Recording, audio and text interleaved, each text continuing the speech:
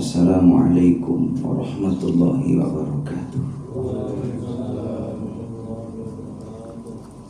Alhamdulillahi rabbil alamin. Wassalatu wassalamu ala rasulillah Muhammad ibn Abdillah, la hawla wa la quwwata illa billah. Asyhadu an la ilaha illallah wa asyhadu anna Muhammadan abduhu wa rasuluh. Allahumma salli wa sallim ala sayyidina Muhammad wa ala alihi wa sahbihi ajma'in.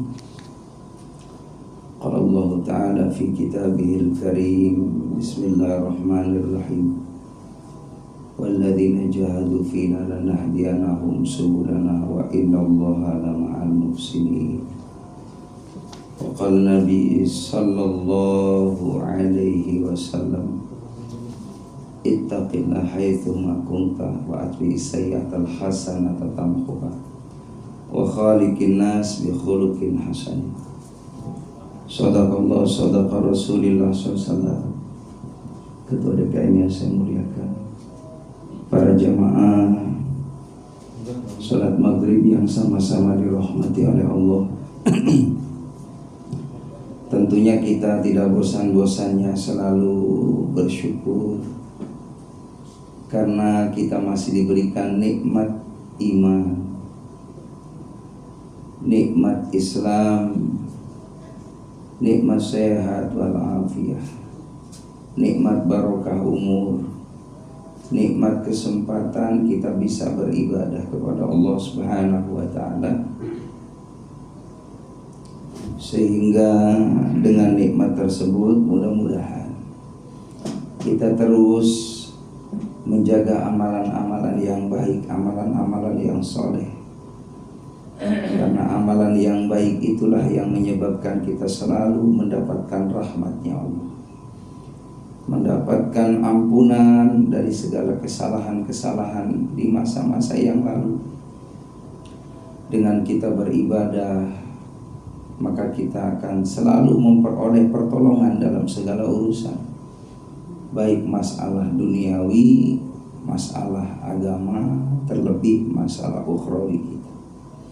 Tanpa ibadah mustahil kenikmatan tersebut akan dapat diperoleh oleh hamba yang memang semua itu tentunya tidak serta-merta Allah memberikan nikmat kecuali orang-orang yang dipilih oleh Allah Subhanahu wa Ta'ala.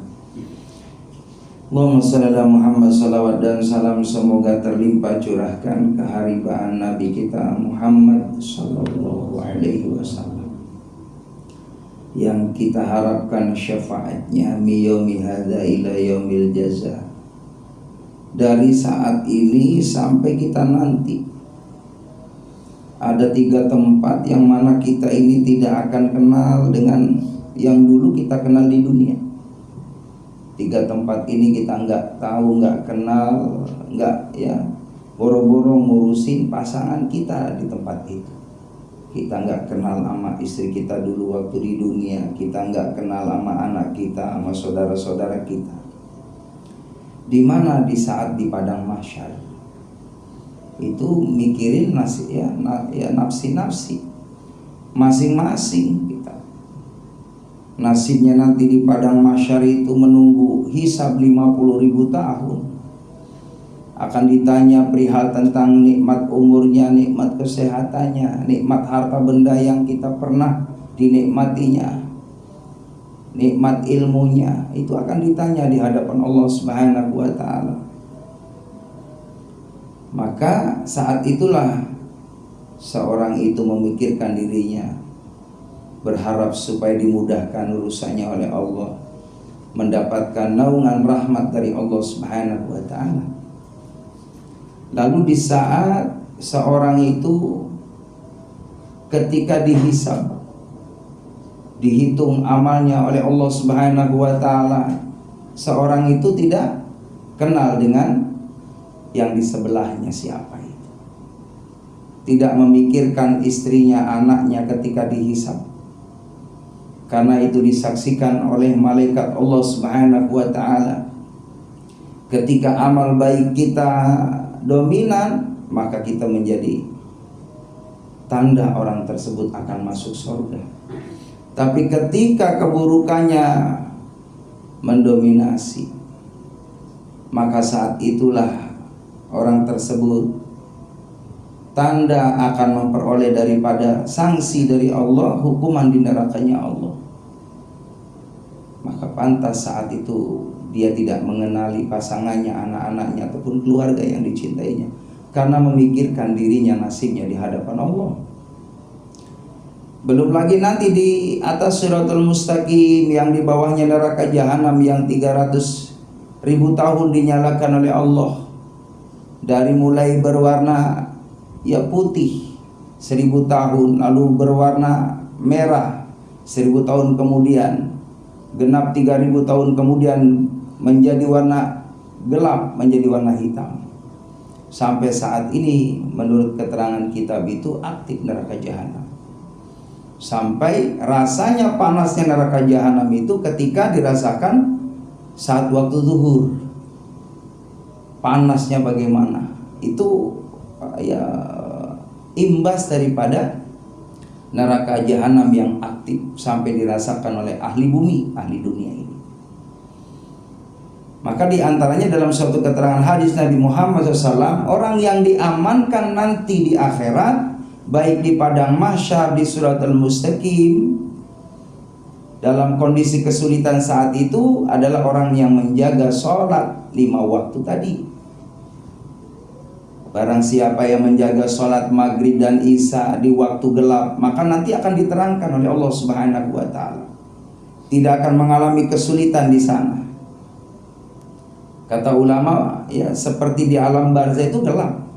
Tapi ketika kita menjaga amalia sholat yang kita lakukan di waktu gelap itu, baik maghrib ataupun isya, maka kuburan kita yang gelap menjadi terang. Begitupun jamaah rahimakumullah, ketika sholat subuh dilakukan dengan ikhlas karena Allah Subhanahu wa Ta'ala, di saat orang menikmati tidurnya,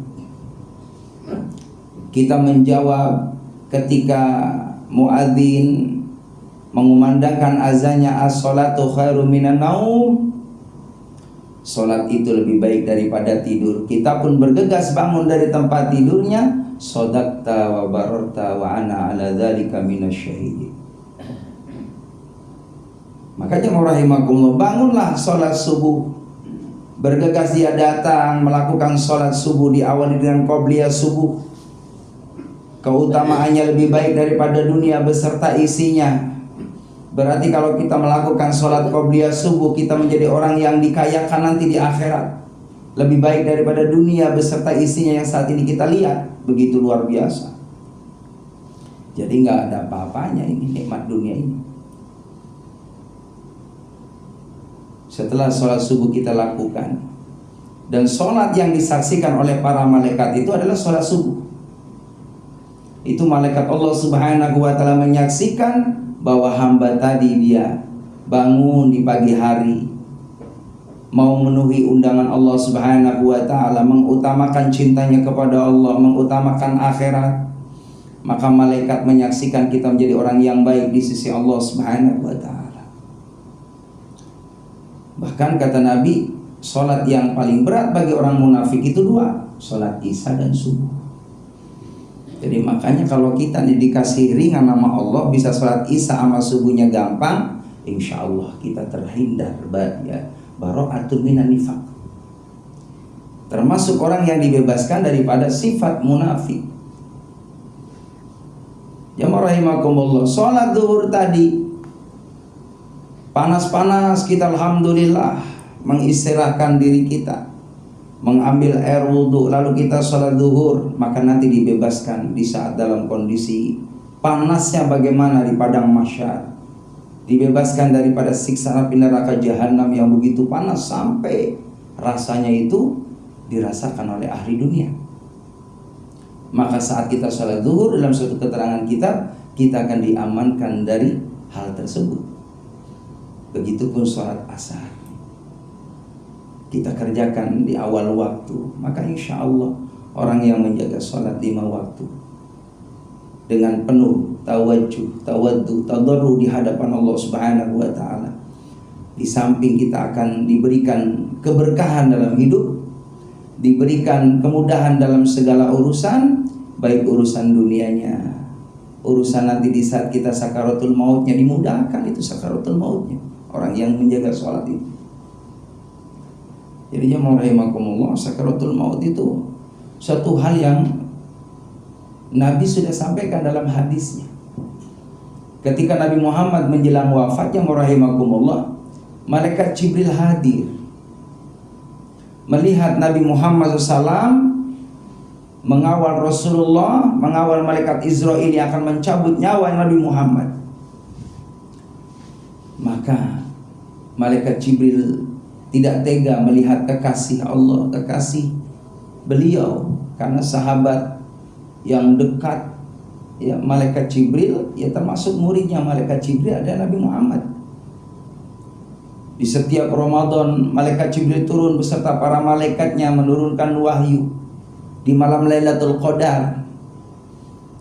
Ini khusus buat umat Nabi Muhammad SAW. Bagaimana Nabi Muhammad menerima wahyu selama 23 tahun. Berarti beliau sangat intens dengan malaikat Jibril alaihissalam, sering bertemu dengan malaikat Jibril. Maka di saat Nabi Muhammad dihabarkan oleh malaikat Israel akan menghadap Allah, turut serta malaikat Jibril pun hadir untuk menyaksikan kekasihnya akan menghadap Allah. Ketika Israel mau mencabut nyawa Nabi Muhammad, malaikat Jibril berpaling. Lalu ditanya oleh Nabi Muhammad, kenapa wahai Jibril engkau berpaling dari aku? Apa kamu tidak suka dengan aku? Tidak ya Rasulullah, aku tidak tega kau akan dicabut nyawanya oleh malaikat Israel. Aku enggak tega. Makanya rahimakumullah, Nabi Muhammad SAW beliau dicabut nyawanya oleh malaikat Israel. Kata Nabi, aku merasakan sakitnya sakaratul maut. Tapi tentunya jamaah rahimakumullah, ya ini suatu kias, gambaran bahwa bagaimana Nabi mengisyaratkan kepada umatnya, jangan pernah kita mengenteng-entengi, mengabaikan. Tidak ada kekhawatiran, kita harus khawatir. Jangan sampai Israel ketika mencabut nyawa dengan paksanya karena kita tidak iman kepada Allah, karena sedikitnya amal kebaikan, karena sedikitnya cintanya kepada Allah dan kepada Nabi Muhammad. Maka dengan paksanya Israel mencabut nyawanya. Kalau dalam kitab itu jamaah rahimakumullah, seperti yaitu kambing hidup dikulitin, Pak, sakitnya. Kambing hidup dikulitin, dikelotok. Gimana? Maka jemaah rahimakumullah, Nabi Muhammad terasa itu ketika Israel mencabut nyawa beliau. Apa yang dikatakan Nabi Muhammad karena cintanya beliau kepada umatnya? Wahai Allah, bisakah aku tanggung semua umatku ini, semua umatku yang cinta kepadaku, jangan merasakan sakitnya sakaratul maut, cukup aku tanggung saja semua pada diri saya. Itu saking cintanya Nabi Muhammad kepada umat. Maka jamaah rahimakumullah, sehingga permohonan Nabi Muhammad diijabah oleh Allah Subhanahu wa taala. Bagi orang yang cinta kepada Muhammad, itu dicabut nyawanya oleh malaikat Israel seperti rambut yang ada di adonan tepung, Pak. Ada di tepung, di halus gitu, ditarik itu lembut kan? Enteng. Di atas tepung, jamaah rahimakumullah. Enggak terasa. Dalam kitab Wasiatul Mustafa itu, kalau orang baik jamaah rahimakumullah, itu sedikit demi sedikit dicabutnya dari mulai kaki. Makanya adem kaki. Mulai ke lutut, ke perut, terus ke leher, terakhir. Di saat itulah diperlihatkan oleh malaikat Jibril alaihissalam antara sorga dan neraka. Bagi orang yang beriman, dia senyum, diperlihatkan gambaran balasan kebaikannya, karena dia nanti akan diberikan tempat yang layak oleh Allah di dalam surganya Allah Subhanahu wa ta'ala. Maka dengan relanya dia meninggalkan dunia yang memang dunia ini ngelelahin, Dunia ini tempatnya lelah. Dunia ini tempatnya kita memang aktif, beraktivitas, mau bekerja, usaha. Dunia pengen senang harus usaha, akhirat juga sama. Makanya Nabi mengajarkan kepada kita, man arada dunya fa'alihi bil ilmi. Barang siapa yang berharap kesenangan dunia harus dengan ilmu. Ya ilmu dunia tentunya. Silakan kita belajar tentang ilmu dunia. Ajarkan atau kita suruh anak keturunan kita belajar tentang ilmu duniawi. Ilmu duniawi itu kan ilmu ekonomi, politik, sosial gitu kan, kebudayaan. Terus ilmu apapun itu semuanya sumbernya dari Allah, termasuk mempelajari daripada bahasa asing. Silakan. Ya rahimakumullah. Bahkan guru saya memberikan pesan itu, kita nih kalau udah punya anak, yang pertama tanamkan yang namanya akidah, yang namanya ibadah, yang namanya akhlak. Begitupun zaman sekarang memang tuntutan anak kita kudu bisa yang namanya IT. Karena saya ngerasain ya rahimakumullah, ya. Sekarang kudu yang namanya kerja di perusahaan, di kantor, instansi, itu harus bisa yang namanya megang laptop. Iya kan? Ini zaman kita sekarang kita rasain seperti itu. Bagaimana anak cucu kita di masa yang akan datang? Itu tuntutan. Dan ternyata betul, itu sangat dibutuhkan ilmu duniawi tadi. Man arada dunya fa'alihi bil ilmi, kata Nabi. Siapa yang berharap kesenangan dunia harus dengan ilmu dunia. Tapi jangan lupa tadi kita sudah menanamkan akidah kepada anak kita. Kuat dengan tantangan zaman yang luar biasa, pengaruh global yang luar biasa, media bermacam-macam, tantangan ya zaman ini. Kalau dulu mohon maaf, kita mau nonton ya TV Pak, kudu datang ke orang yang punya TV sama orang mampu zaman dulu. Kita masih ingat tuh film Unyil ya kan, di hari Minggu. Malam minggunya apa tuh ya, hiburan safari ya, ingat nggak Pak? Jangan pura-pura nggak ingat Pak. Itu sejaman sama saya. Ya itu Masya Allah pengen nonton Pak, Aneka Ria Safari. Itu datang ke orang punya Pak Lurah, iya kan, pakainya diesel Pak. Iya diesel, pakai aki Pak. Masya Allah, rumah zaman dulu zaman rahimakumullah, orang kaya punya pertomak, iya kan, itu udah kaya tuh. Kita yang nggak mampu beli pertomak mahal zaman dulu Pak. Pakainya apa? Minyak tanah, sendiri ya, yang darurat mencari bekas cat Pak, dilubangin sama bekas apa tuh, pentil. Ustadz paham, saya ngalamin bikin bisa Pak. Zaman dulu luar biasa. Makanya zaman dulu apa anak-anak mohon maaf jauh dengan zaman sekarang. Zaman dulu maghrib itu bocor rame di musola, di masjid rame sampai nginep di masjid itu. Kalau maghrib isya rame itu bocah-bocah. Kadang nginep di rumahnya ustadznya sama kiainya ngapalin juz amma. Bocah zaman dulu begitu, Masya Allah. Makanya iya kan, sekarang udah kebalikannya Pak, sepi.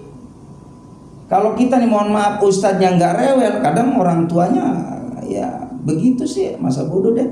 Yang penting anak anteng gitu. Bukan masalah antengnya, nih anak nih ini asupan ya kan, untuk rohaninya, untuk akalnya kan, itu kan butuh ilmu.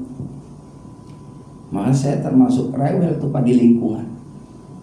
Rewel kalau ketemu sama anak-anak, saya mau ngaji di mana, kadang menjelang maghrib masih main tuh, udah saya, ayo pada pulang, pada mandi, berangkat ke musola, pada ngaji, waktunya isya. Ya, jadi memang kitanya jemaah rahimakumullah punya kewajiban di lingkungan untuk mengingatkan anak-anak kita pentingnya yang namanya perhatian dengan rumahnya Allah, karena mereka generasinya Pak. Nah kalau kita tidak ya kan membina anak-anak sekarang untuk di masa yang akan datang, bagaimana nasib musola? Nasib masjid nanti, jamaah rahimakumullah. Makanya jemaah yang dimuliakan oleh Allah Subhanahu wa taala, ya, ketika kita ingin anaknya menjadi anak-anak yang bisa kita rasakan di saat kita sudah nggak ada. Dan itu bisa dilihat kata ulama. Kalau saat kita masih hidup kita menyaksikan anak-anak kita, alhamdulillah dia sholat, kita menyaksikan. Anak-anak bisa ya untuk membaca Al-Quran. Dia mengangkat tangannya habis sholat berdoa untuk orang tuanya, kita menyaksikan. Anak kita sudah menjaga sholat, anak kita sudah mendoakan kita saben waktu, anak kita bisa baca Quran. Ini tanda kita sudah sukses mendidik anak kita, dan bisa kita nanti rasakan di saat kita ada di alam barzakh. Jadi kalau kita masih hidup aja nyaksin anak kita, ya Allah luar biasa susahnya. Bagaimana nanti kalau kita sudah nggak ada? Makanya kita kudu tegas ke anak cucu kita, ya. Biar anak-anak kita membiasakan untuk ibadah kepada Allah Subhanahu wa taala, agar kelak nanti bekal dia di masa yang akan datang sudah terbiasa kebiasaan-kebiasaan baiknya itu untuk dia menjadikan bekal di masa yang akan datang. Hadirin jemaah yang dimuliakan oleh Allah. Dalam satu keterangan termasuk orang yang jahil, orang yang bodoh siapa? Yang pertama, orang yang jahil itu adalah orang yang tinggal ibadah. Itu kata ya, orang yang jahlun itu orang yang ninggalin ibadah, Pak. Padahal ibadah nggak lama.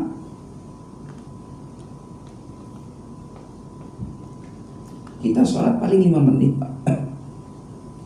Kalau di musola alhamdulillah kita bisa setengah jam, ya kan? Bisa 20 menit. Tapi kalau di rumah jemaah rahimakumullah 5 menit. 5 menit, Pak. Ambil wudu, gelar sejadah, Allahu Akbar. Kadang-kala sholat tapi pikiran kemana-mana di rumah. Ya, sholat, ya kan? Sholat zuhur hari Minggu di undangan 3 tempat. 3 tempat. Allahu Akbar, nggak kondangan, dia udah kondangan. Sholat di rumah begitu tuh, Pak. Udah mikirin yang lain, ya Allah, anak yang kuliah kudu bayar semester. Di rumah mah udah banyak banget godaan-godaan setan. Nah, insya Allah nanti saya akan terangin nih setan dan tugas-tugasnya. Ya rahimakumullah. Jadi yang namanya ibadah itu masya Allah adalah prioritas, Pak. Wa ma khalaqtul jinna wal insa illa liya'budun. Tidaklah aku ciptakan jin dan manusia illa kecuali ya'budun, untuk beribadah. Kenapa diawali dengan jin dulu? Wa ma khalaqtul jinna. Karena memang sebelum manusia Allah ciptakan jin dulu. Jin itu ibadah kepada Allah itu ribuan tahun. Jin itu anak buahnya iblis. Syaitan itu jemaah rahimakumullah itu dari kalangan jin sebenarnya. Jin kafir. Jin itu sama statusnya kayak manusia, ada muslim, ada kafir, sama. Jadi ada orang yang memang tugas yang ngajak kebaikan, ada juga orang tugasnya dakwanya ngegoda biar maksiat kepada Allah. Sama juga jin juga begitu. Cuman yang namanya manusia ins itu artinya adalah nampak. Tapi kalau jins itu adalah maknanya tertutup, tersembunyi. Jadi jin itu ya rahimakumullah bisa ngelihat manusia, tapi kita nggak bisa ngelihat jin, kecuali orang yang punya kasyaf. Begitu. Jadi orang yang punya keistimewaan itu mungkin Allah izinkan untuk bisa melihat yang namanya gaib. Tapi Nabi sampaikan ini tidak gampang jemaah rahimakumullah. Karena disampaikan oleh Nabi yang namanya jin itu maknanya adalah tersembunyi, gak bisa dilihat. Jemaah yang dimuliakan oleh Allah Subhanahu wa ta'ala. Jadi kenapa pertama Allah memerintahkan tidaklah aku ciptakan jin dan manusia kecuali untuk ibadah. Jadi jin juga sama, ada yang ibadah, ada yang maksiat. Nih yang maksiat inilah yang ketika Allah usir yang namanya jin tadi, ya, ukhruj, kamu keluar. ya adullah, wahai musuh Allah, karena memang innahu, sesungguhnya syaitan lakum, bagi kamu, adu mubin, musuh yang paling nyata. Jadi musuh kita yang sejatinya adalah jin tadi, syaitan tadi. Syaitan itu perangainya, perilaku buruknya itu yang namanya syaitan. Syaitan itu bahasa Arab artinya satana, menjauh. Orang yang menjauh dengan Allah itu namanya syaitan. Maka aslinya yang menggoda manusia adalah jin. Minal jinnati wan nas. Jin jamaah rahimakumullah itu ada. Dan sampai hari kiamat tugasnya jin ya terus menggoda orang supaya lupa sama Allah. Karena memang jin yang namanya syaitan, yang namanya iblis tadi, dia dijamin oleh Allah masuk ke dalam neraka. Maka karena masuk dalam neraka, jin minta sama Allah, syaitan iblis minta sama Allah, izinkan aku untuk menggoda umat ya manusia di muka bumi ini supaya mengikuti ajakanku, supaya dia menemaniku dalam neraka.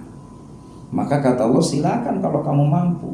Dan mereka orang-orang yang khusyuk, orang-orang yang ikhlas, karena Allah dalam ibadahnya sulit untuk digoda. Maka jemaah yang dimuliakan oleh Allah Subhanahu wa taala, maka di dalam Al-Quran ketika orang-orang yang ingkar kepada Allah Subhanahu wa taala dimasukkan ke dalam neraka, orang-orang yang ingkar itu dia protes sama iblis, sama jin, sama syaitan tadi. Ini gara-gara situ sini ngajak saya berbuat dosa, akhirnya saya cemplungin ke dalam neraka. Apa jawaban mereka? Ya, syaitan laknatullah, jin ataupun iblis tadi kan udah dikasih tahu dalam Al-Quran, alam ahad ilaikum ya bani adama alla ta'budu syaiton, kan itu. Wahai anak Adam, jangan kau ikuti ajakan syaitan. Karena setan tadi ngajak manusia supaya lupa sama Allah, supaya enggak ibadah sama Allah. Padahal illa liya'budun, aku ciptakan yang namanya jin dan manusia untuk mengabdikan dirinya kepada Allah. Dia enggak mau. Ya maka ditempatkan dalam nerakanya Allah Subhanahu wa taala. Maka ketika manusia tadi protes, minta pertolongan kepadanya supaya dilepaskan dari neraka, maka kata jin tadi, kata syaitan, kata iblis tadi, aku tidak bisa boro-boro nyelamatin kamu, sendirinya aja aku dijamin masuk ke dalam neraka. Sekarang gilirannya, konsekuensinya kamu menemani aku dalam nerakanya Allah. Makanya dalam Al-Quran, walaqad dara'na li jahannama katsiran minal jinni wal ins. Banyak penghuni neraka itu dari kalangan jin dan manusia. Gitu. Maka hadirin jamaah yang dimuliakan oleh Allah Subhanahu wa taala, makanya kita berlindung kepada Allah. Jangan sampai mudah digoda. Ciri-cirinya apa ketika orang itu digoda sama syaitan? Malas dalam ibadah.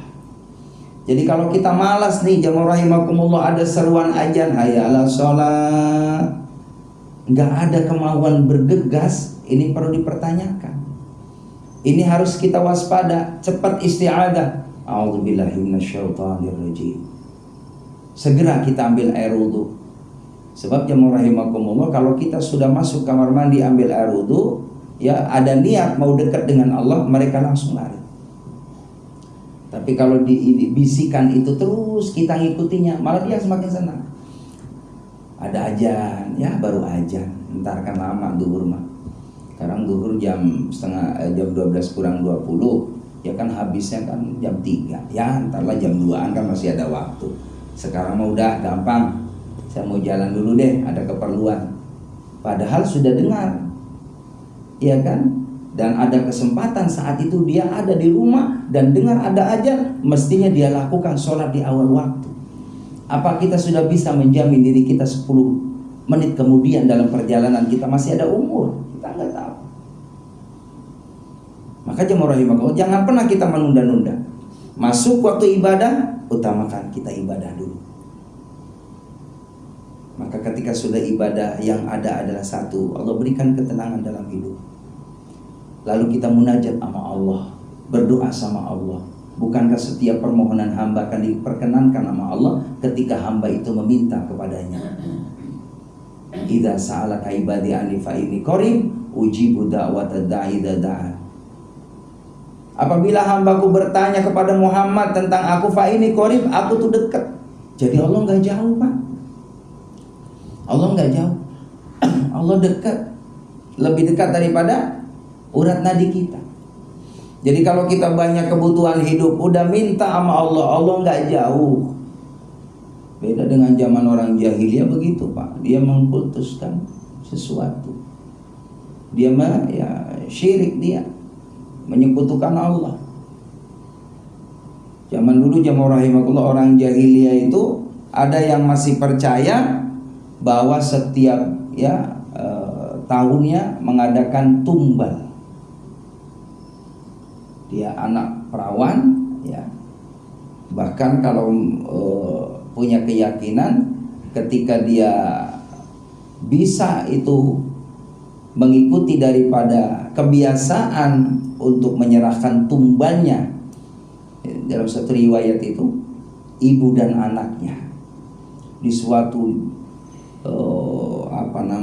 gunung, ya, lalu di bawahnya jurang, lautan. Maka ketika sudah memberikan itu sesajiannya, tumbalnya akan dipercaya, maka laut itu akan menghasilkan pundi-pundi duniawi. Itu zaman dulu seperti itu. Maka jamaah rahimakumullah, terjadilah dalam suatu riwayat ada seorang anak dengan bundanya, dia diikat di suatu bukit yang di bawahnya itu lautan, yang dia siap akan dilemparkan dari tebing yang tinggi. Maka apa yang terjadi jamaah rahimakumullah? Nabi Muhammad mengetahuinya, mengintainya. Maka di saat sebentar lagi itu tumbal akan dilepaskan oleh algojonya di atas, Nabi seketika itu bergegas lari jamaah rahimakumullah. Atas izin Allah diberikan kemampuan, kekuatan, naik ke atas. Apa yang terjadi jamaah yang dimuliakan oleh Allah Subhanahu wa taala? Maka saat itu gelombang, badai, ombak itu naik ke daratan dan menyapu daripada orang-orang kafir yang saat itu berkumpul menyaksikan seorang anak atau dan ibu tadi yang akan menjadi tumbal. Maka diselamatkannya oleh Nabi Muhammad SAW. Lalu orang-orang pun terhempas dengan gelombang yang begitu besar. Apa yang terjadi? Seketika Nabi pun turun dari atas bukit itu membawa orang yang tadi akan menjadi tumbal. Dan itu jamaah rahimakumullah, diperlihatkan oleh Allah Subhanahu wa taala mukjizat kebenaran Nabi Muhammad menyelamatkan orang tadi yang dibela oleh baginda Nabi kita Muhammad SAW, sehingga orang kafir pun terhempas dalam kondisi pingsan. Maka apa yang terjadi ketika dia bangun? Siapa yang menolong ini? Yang menolong adalah Muhammad. Maka baru saat itu banyak ada yang beriman kepada Muhammad sebagai kerasulannya, sebagai nabinya.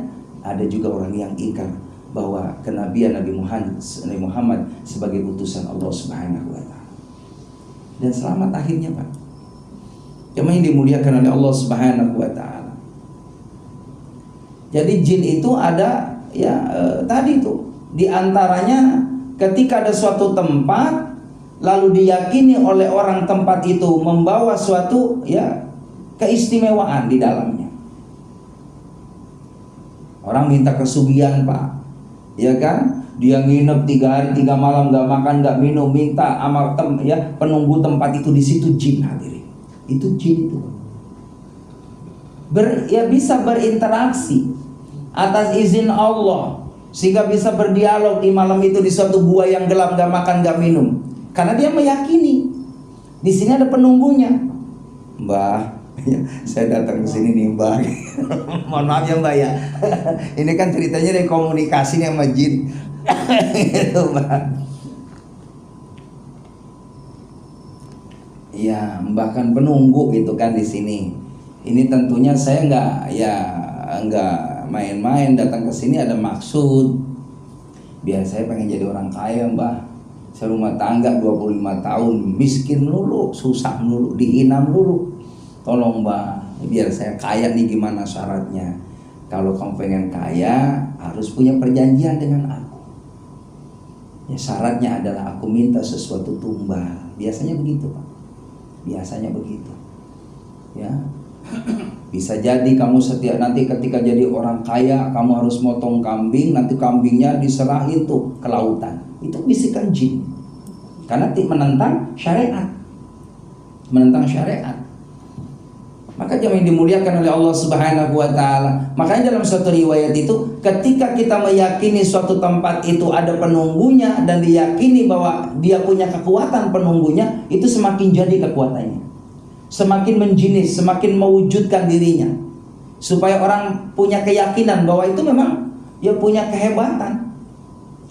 Jadi semakin diyakini ada penunggunya, ada ini supaya orang tadi bikin sesajen. Gitu kan, di situ ngasih kue warna 7. Kalau zaman dulu ada rokok serutu ya Pak, bakar kemenyan di situ, ya kan. Terus ngomong komunikasi sama penunggu pohonnya, ya, jin penunggu di sini gitu kan, jangan ganggu ya orang-orang sini nih, tolong bantu saya usaha biar pada lancar. Itu mintanya kepada tadi penunggu pohon tadi. Itu namanya syirik, pelakunya orang musyrik. Maka jangan dimuliakan oleh Allah Subhanahu wa taala, itu perlu dibasmi. Jangan berlama-lama orang sesat dalam kesesatan yang nyata, dhalalum mubin. Maka kalau ada jamaah rahimakumullah kisah seperti itu, kita lawan dengan apa? Ayat kursi. Makanya ketika ayat kursi turun Pak, itu setan nangis itu Pak, marah itu. Karena memang itulah senjatanya melumpuhkan daripada yang makhluk tadi adalah ayatul kursi. Kan pernah ada kisahnya tuh. Ada ya tempat yang mana tempat ini angker Pak. Setiap orang masuk mesti ya dalam satu hikayat itu, cerita itu biasanya ya dicekek lah gitu kan, kabur lah, pingsan lah. Maka ada orang bermalam Pak, dia mau nyari penginapan susah. Kata orang ini, mohon maaf ya, orang alim, orang soleh, di sini ada penginapan nggak ada. Ada juga rumah tua, cuman angker. Ini biasanya orang masuk di situ Pak, nggak lama kemudian pasti dia kabur. Kalau nggak besok udah kejang-kejang, gitu. Maka orang tadi Bismillah, insya Allah saya karena darurat, coba saya mau nginep di tempat itu. Orang soleh Pak. Maka ada satu riwayat tuh Pak, kalau kita masuk ke rumah kita, biar rumah kita ini aman, gak ada makhluk tadi yang iseng sama kita, jangan lupa ada orang, gak ada orang memberi salam. Karena itu penangkalnya. Jadi ketika assalamualaikum kan keselamatan, doa buat kamu, maka jin kafir itu kabur hadirin. Jin muslim gak masalah, jangan ganggu, alam dia. Oh dia juga gak ganggu kita. Jadi jangan saya Pak, mohon maaf nih ya, iseng hati kita nih, saya pengen tahu kayak apa sih jin. Gak, jangan Pak, kagak kuat. Iya. Ya, Allahu Akbar. Gak usah kita pengen tahu kayak apa jin, udah jangan. Ya, biarin aja alam dia, kita. Oh, kalau Nabi Muhammad Pak bisa dialog sama jin. Tahu Nabi Muhammad. Jemaah yang dimuliakan oleh Allah Subhanahu wa taala, maka ketika orang tadi minta izin sama yang punya wilayah, tokoh masyarakat, ketika masuk assalamualaikum, dalam hadisnya dilanjutin nih ya, assalamualaikum wa ala ibadillahis salihin, keselamatan bagi kami juga orang-orang salih, orang-orang yang baik, termasuk ya makhluk-makhluk yang baik, jangan ganggu deh gitu. Ketika masuk ya rahimakumullah, baca tuh ayatul kursi, insya Allah aman. Itu kabur Pak. Bener, giliran tidur antara jam 12 sunyi sepi tengah malam Pak, lagi tidur nih anak muda tadi orang soleh itu datang Pak, menjinis, menzohirkan. Jin konon, mohon maaf ya, dalam satu riwayat jin itu bertanduk hadirin, gede, punya mata seram begitu. Tuh makanya jangan pernah kita pengen ketemu sama jin, jangan, udah gak kuat kita. Gitu. Jamaah rahimakumullah, Allahu Akbar. Itu menjinis Pak. Dia mau menghampiri orang soleh tadi, mau mencekik, maka orang soleh baca ayatul kursi atas izin Allah, langsung Pak terbakar itu. Terbakar jamaah rahimakumullah jin tadi. Jadi makanya kalau yang angker-angker, udah bismillah aja. Ya, rumah kayaknya bawaannya gerah, panas, bacain murotal Quran, aman. Murotal Quran. Kalau pagi nih Pak, jangan lagu nostalgia. Pagi-pagi lagunya nostalgia. Gue jual baju celana gitu ya. Nggak usah ya. Pagi hari murotal Quran, usahakan rumah kita kalau dalam hadis nih Al-Baqarah. Rumah kita sering disetelin Al-Baqarah.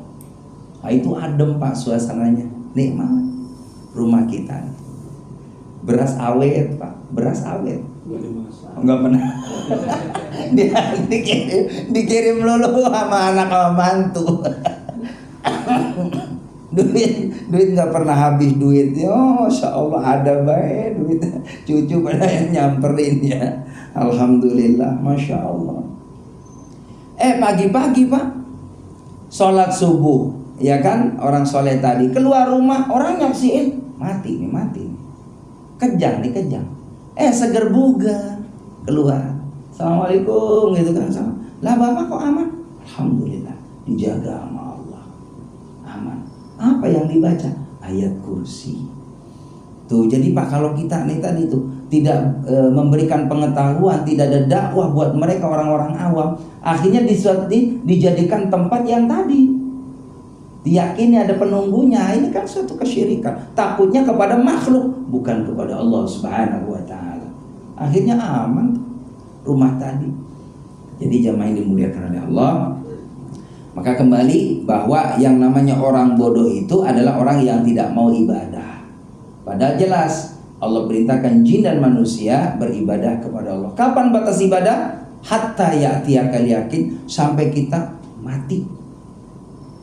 Sampai kita udah dicabut nyawanya sama Allah, jasadnya, ruhnya berpisah dari jasad kita, kita menghadap Allah. Tenang kita Pak. Kita udah nurut sama Allah, udah punya bekal. Kenapa sih orang takut mati? Satu, karena punya dosa banyak. Iya Pak, kalau nggak punya dosa, mohon maaf ya walaupun namanya manusia nggak lepas dari dosa, tapi kan kita udah ada upaya, udah ibadah, udah tilawah Quran, udah zikir, udah sedekah, udah bakti sama orang tua, bagus sama orang, kan kita udah melaksanakan perintahnya Allah. Dosanya pun juga insya Allah nggak banyak, dan bisa jadi di saat kita ibadah itu dihapus dosa-dosa itu. Al hasanat yudhibna sayyi'at. Kebaikan itu bisa menghapus dosa. Habis sholat bersih, habis baca Quran bersih, begitu. Dan tanda orang itu, mohon maaf, dosanya diampuni sama Allah, tenang jiwanya. Ada nih, kayak saya lihat bapak-bapak ini pada adem-adem nih. Ya awal bulan juga Pak. Adem-adem gitu. Dunia mah gak usah banyak ngeluh Pak, capek ya ngurusin dunia mah, gak bakal dibawa. Udah waktunya, kalau udah 40-50 tahun mah udah waktunya, udah banyak bergegas untuk menuju akhirat. Begitu Pak, udah banyak alamat kita ini, udah banyak alamat, tanda-tanda SMS udah banyak banget. Iya, makanya kudu imbangi. Lalu yang kedua, disebut orang bodoh tuh orang yang bagaimana? Suka berbuat maksiat mata, ya kan. Kalau kita jori nih Pak, nafsu kita nih ngikutin syaitan tadi, ya udah nggak ada ujungnya sampai mati. Lihat, ya kan, sekarang kan media begitu Pak. Mohon maaf nih, setan gepeng nih. Setan gepeng tuh, ya HP, mohon maaf ya, itu tergantung kitanya Pak. HP itu tergantung kitanya. Kalau jadi maslahat, maslahat banget buat kita. Tapi dijadiin madorot, banyak madorotnya Pak. Lihat Facebook, mohon maaf, ada banyak tuh tontonan yang naudzubillah min dzalik gitu ya, yang nggak pantas dilihat oleh mata yang pengen dapat memandang Allah dan Rasulullah. Buka aurat, dilihat dosa. Dilihat mumpung ada. Kebetulan, Allahu Akbar. Jadi pertamanya astagfirullahaladzim, alhamdulillah.